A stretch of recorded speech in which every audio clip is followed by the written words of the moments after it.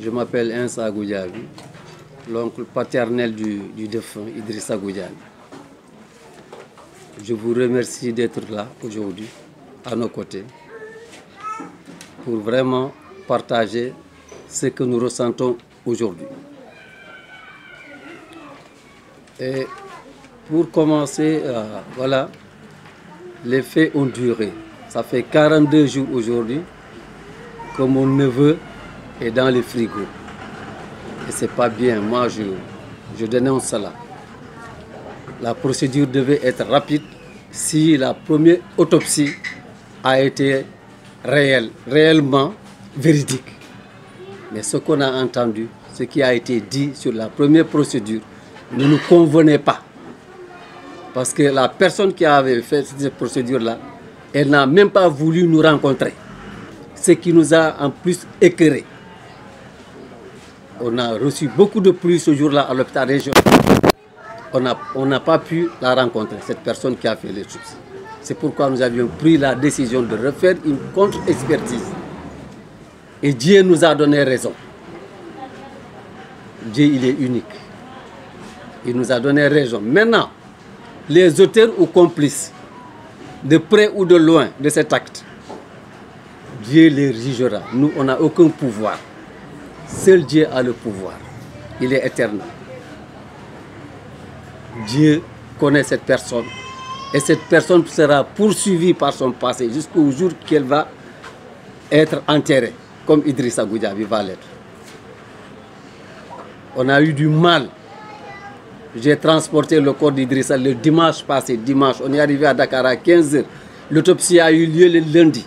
À 15 h le lundi, on a quitté Dakar pour rentrer. On est arrivé ici à minuit. Vous connaissez l'état de la route. Le tronçon Ziguinchor-Sénoba, rien que Ziguinchor-Sénoba, vraiment avec le défunt, même une personne saine. Je ne te dis pas quelqu'un qui est dans une caisse là, glacée comme un poisson là, mais ça fait mal. On a ramené le corps. Et on a demandé, on a envoyé des notables hier au procureur qui sont partis lui dire que nous, on a besoin de notre corps, du corps du défunt, pour qu'on puisse établir vraiment ce qu'il doit. Oui, l'inhumer comme un humain. Ils sont partis, le procureur les a reçus.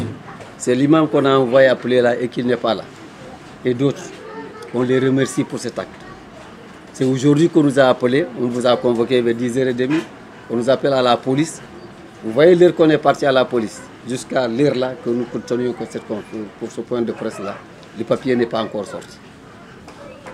Moi j'ai dit ce que j'ai à dire, ils ont pris ma déposition, le papier est en cours. Il y a un TEPA qui attend toujours à la police pour nous ramener, sinon on vous aurait lu le contenu. Mais c'est accordé. Comme quoi, on doit recevoir le corps. Si on reçoit le corps aujourd'hui, le vendredi à 10 h, Inch'Allah, on va l'accompagner dans sa dernière demeure. Mais nous avons quelque chose qui nous fait mal.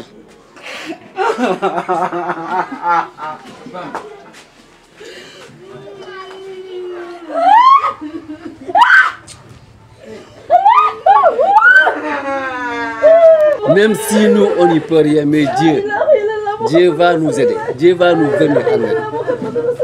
Parce que le sang d'Idrissa Goudiaby, là, le Goudiaby qui est versé, je ne dis pas n'importe quoi, le Goudiaby de cette maison-là, non. Tant que ça ne vous arrive pas, vous n'allez pas sentir l'impact, la douleur. Il faut que ça vous arrive pour que vous sentiez la douleur. Un gosse ambitieux, quand on lui demande de se marier, il dit que non, lui, il n'est pas prêt. On t'achète un véhicule pour un taxi, il n'est pas prêt. Lui, il va reconstruire la maison et il va partir. Espoir brisé. Dieu va briser leurs espoirs, ceux qui ont connu ça. C'est moi qui l'ai dit. On n'a pas de force, on n'a pas d'armes, on n'a rien. Mais notre souhait, ce qu'on devra demander à Dieu, ces personnes-là vont subir avant de mourir. Ils ont une famille, ils ont des parents. Allons-y. C'est ce que j'avais à dire en français. Et on demande que justice soit faite à monsieur le procureur et à l'État du Sénégal, que ce problème-là soit poursuivi, que les auteurs soient Parce qu'on ne peut pas continuer à tuer sans coupable. Il y a un coupable quelque part. Il y a des coupables. Où sont ces coupables? Qu'on nous montre ces coupables. Ça suffit. On ne souhaite pas que ça se reproduise, mais que ça s'arrête là. Parce que le peuple sénégalais ne connaît pas du sang versé comme ça, gratuitement. On n'est pas au Far West aux États-Unis. Le Sénégal, ce n'est pas le Far West. On demande que justice soit faite sur le cas d'Idrissa Goudiaby, dit Karamou. Inch'Allah, le vendredi, on va l'accompagner dans sa dernière demeure.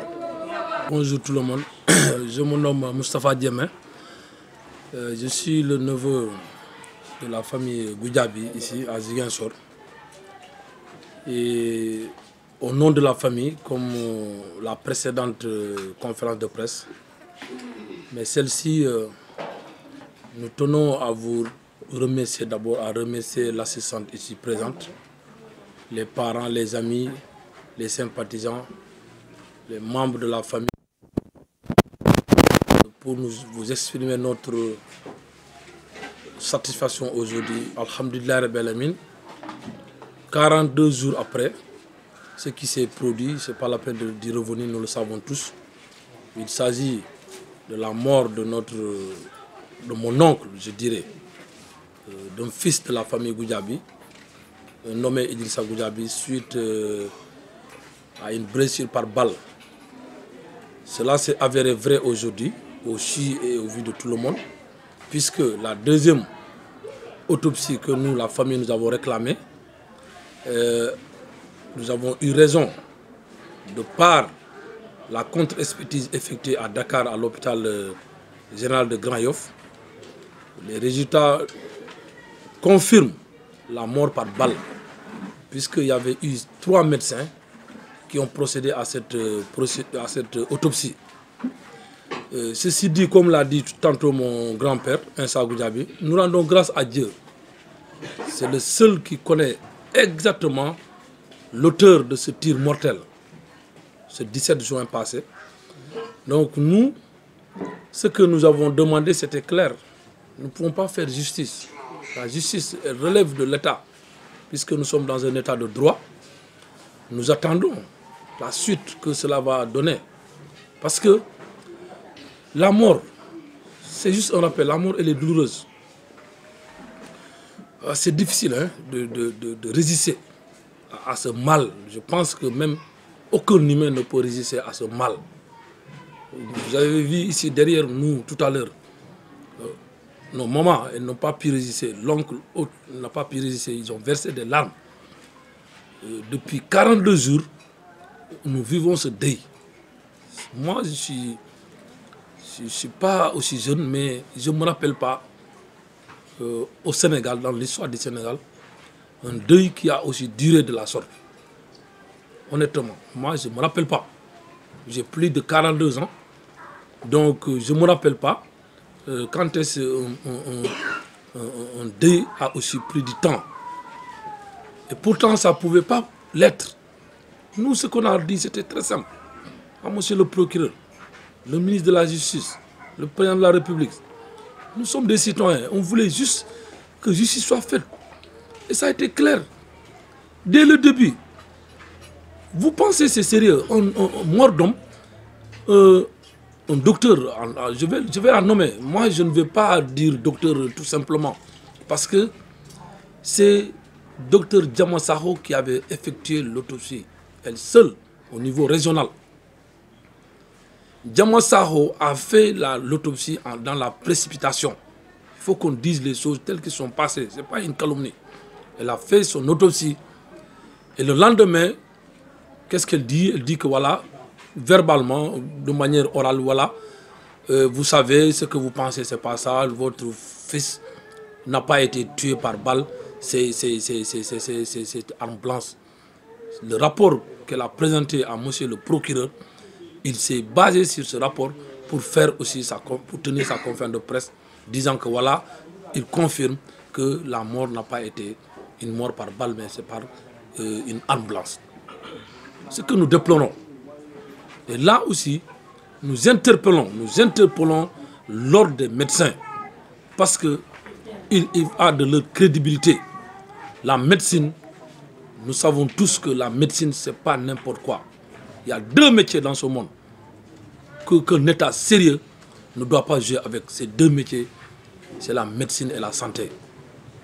Vous négligez ces domaines, bonjour les dégâts collatéraux. La médecine, on ne joue pas avec.